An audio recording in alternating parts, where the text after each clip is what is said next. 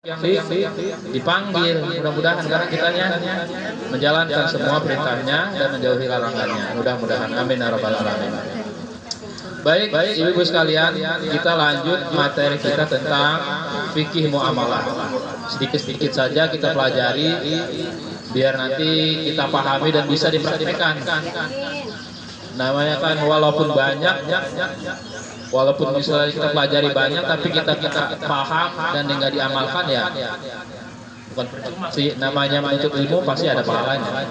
Karena berkumpulnya kita seperti ini nih, menuntut ilmu, pahalanya luar biasa. Duduknya kita di majelis ilmu luar biasa pahalanya. Walaupun kita ngantuk-ngantuk, walaupun nggak paham. Tapi kan apa yang masa iya kita ngaji bertahun-tahun nggak paham, kan sayang juga.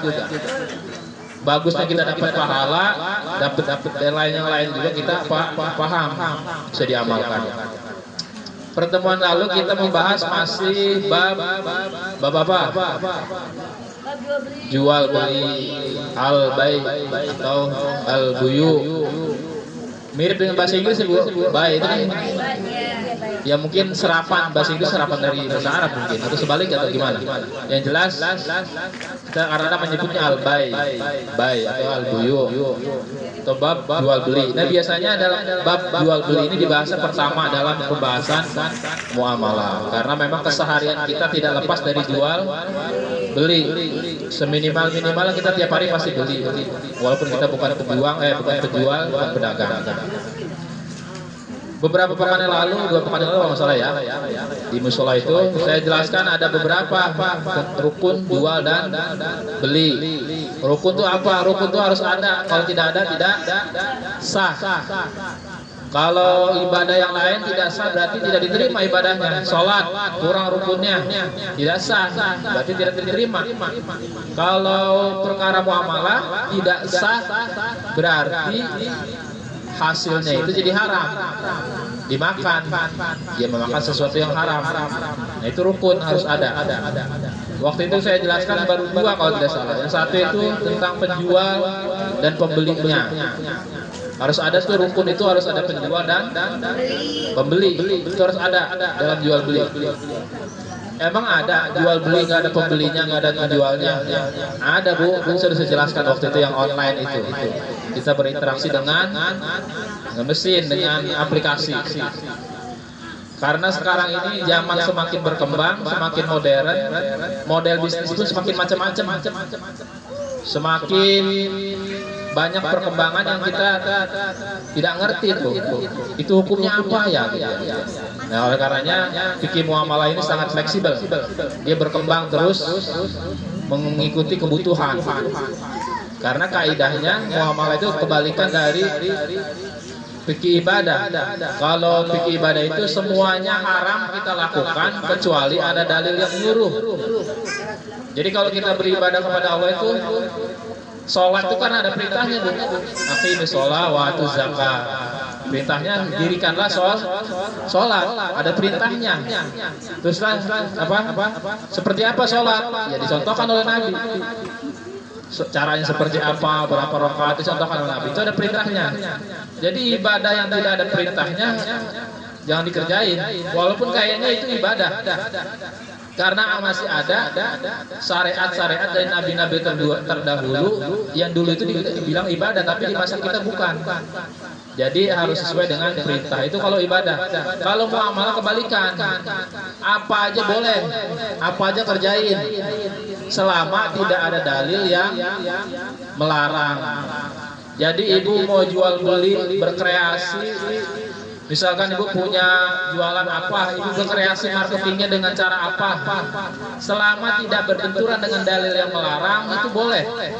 Kayak kemarin ada pertanyaan kan, kita bisa belanja apa misalnya bonusnya apa, belanja produk tertentu setelah kita belanja di warung itu misalnya 500.000 baru boleh beli produk ini. Nah itu kan strategi. Itu ada larangannya enggak? Ada larangan yang mirip-mirip seperti itu, jual beli bersyarat, tapi syaratnya bukan seperti itu. Biasanya berbenturan antara akad tijari dengan namanya akad sosial. Jadi itu tidak boleh dicampur aduk antara sosial dan akad jual beli. Misalnya saya jual barang ini tapi nanti kembalikan lagi ke saya. Begitu Bu? Ada nggak jual gitu? Ada Bu. Jadi orang sebenarnya butuh duit, tapi barangnya nggak mau kehilangan. Misalnya punya handphone, Bu saya jual Bu handphone saya 1 juta, tapi nanti kasih ke saya lagi ya. Sebenarnya pinjam duit, cuman ada akan daerah atau disebutnya rahan. Tapi ada memang jual beli yang seperti itu dulu, karena kan dulu orang tuh ngerti antara halal dan haram dalam muamalah. Tapi untuk tidak terjebak pada riba, diakal-akalin. Seperti tadi misalnya jual beli dengan ada syaratnya. Saya jual handphone ini, tapi sebulan kemudian jual lagi ke saya. Itu nggak boleh tuh, nggak boleh terikat dengan akad berikutnya. Itu nanti akan terkena akad yang banyak, satu jual beli 2 akad. Jadi tidak boleh kalau misalnya saya jual, tapi nggak boleh jual ke siapa-siapa ya. Bulan depan jual lagi ke saya. Sekarang saya jual 800.000, nanti kalau kamu jual saya beli 1 juta. Sebenarnya mau ngakalin, pinjem duit 800.000 digantiin 1 juta dengan pura-pura jual beli handphone ini sebenarnya. Jadi saya jual handphone ini 800.000 sekarang, ntar bulan depan saya beli lagi 1 juta. Itu dilarang dengan perjanjian seperti itu. Kalau jual ya sudah putus. Nah kalau sudah putus, misalnya 2 hari 3 hari ketemu lagi tanpa niatan, tanpa akad di awalnya bahwa ini akan dijual lagi, ngapa dijual lagi itu nggak ada masalah. Tapi kalau disyaratkan di depan, saya jual sekarang ini 800.000, nanti jual lagi ke saya 1 juta. Kembali ke tadi ya. Ya betul. Saya beli saya jual 800, nanti saya beli 1 juta. Itu yang nggak boleh. Tapi kalau tidak dipersyaratkan, saya jual handphone ini 800. Ya udah selesai, diserahkan. Tahu-tahu nanti bulan depan ketemu lagi. Kayaknya gue masih naksir nih sama handphone ini. Beli dah itu. Berapa? Ya karena orang kepengen biasanya yang jual juga pintar kan. Jadi kayaknya kesemsem ya sama handphone ini dimahalin biasanya kan. Biasanya kalau lihat orang dagang tuh begitu Bu, ngelihat apalagi kita bawa anak-anak nih, tukang mainan, ngelihat anak kejengkar kan. Itu nggak bakal bisa ditawar itu. Biar bagaimana juga anaknya udah nangis, emaknya gak puyeng, udah dibeli aja berapa juga. Nah itu terkait dengan penjual dan pembeli. Ada syaratnya waktu saya berakal, dengan kehendak sendiri, tidak dipaksa, balik dan sebagainya. Terus uang dan barang yang dibelinya, barangnya. Mana sudah 1, 2 kosong. 1 barangnya harus ada manfaatnya. Nggak boleh jual beli barang yang nggak ada manfaatnya. Apa misalnya barang nggak ada manfaatnya ya? Misalnya rokok ada misalnya. Rokok kan masih abu-abu. Dia itu haram apa enggak sih sebenarnya? Karena kalau di luar misalnya di Arab Saudi atau ulamanya udah mengharamkan, tapi di Indonesia kan masih abu-abu. Haram dengan catatan misalnya. Catatan misalnya ibu yang sedang menyusui maka jadi haram. Anak kecil misalnya jadi haram. Tapi kalau yang orang sudah tua, mampu, sehat, makruh saja hukum. Jadi fikih itu begitu Bu ya. Fikih itu kadang-kadang dia fleksibel, kadang-kadang meluas, kadang-kadang menyesuaikan. Itulah hukum. Jadi makanya fikih itu kan artinya pemahaman. Jangan suka ribut kalau melihat perbedaan. Jangan suka pada saling menyalahkan ketika orang lain berbeda pemahaman dengan kita tentang fikih. Karena memang tabiatnya begitu. Ketika Nabi masih ada saja, para sahabat itu udah berbeda pendapatnya.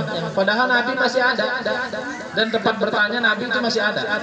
Tapi sahabat menerima hadis dari Nabi, cara memahaminya berbeda. Begini, ketika ada satu pasukan yang diutus oleh Nabi ke suatu daerah, kata Nabi begini, jangan kau sholat kecuali sudah sampai di sana. Satu tujuan itu. Jangan sholat asar kecuali kalian sudah sampai. Itu berangkatnya rombongan banyak.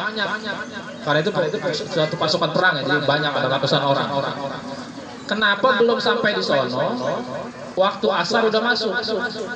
Kan kata Nabi tadi, jangan sholat asar kecuali kalian udah sampai gitu kan pesannya. Semua orang dengar kayak begini nih, semua orang dengar. Paham kan maksudnya?